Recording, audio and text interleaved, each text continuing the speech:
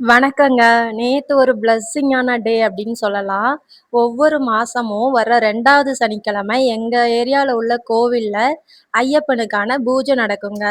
ஐயப்பன் கோவில் பூஜை அப்படின்னு சொன்னாலே, சொல்லவா வேணும்? பார்த்துக்கிட்டே இருக்கலான்னு போல தோணும். அங்க ஹைலைட்டே அந்த பஜனை தாங்க.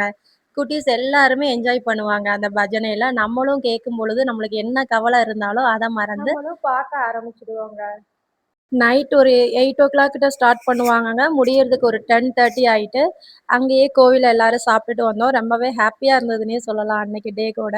அன்னைக்கு குருசாமிட்ட பசங்கலாம் ஆசீர்வாதம் வாங்கம்போது, சின்ன பசங்க படிக்கிற பசங்க எல்லாத்துக்கும் குருசாமி வந்து ஒரு சின்ன சின்ன கிஃப்ட் எல்லாம் பண்ணியிருந்தாங்க.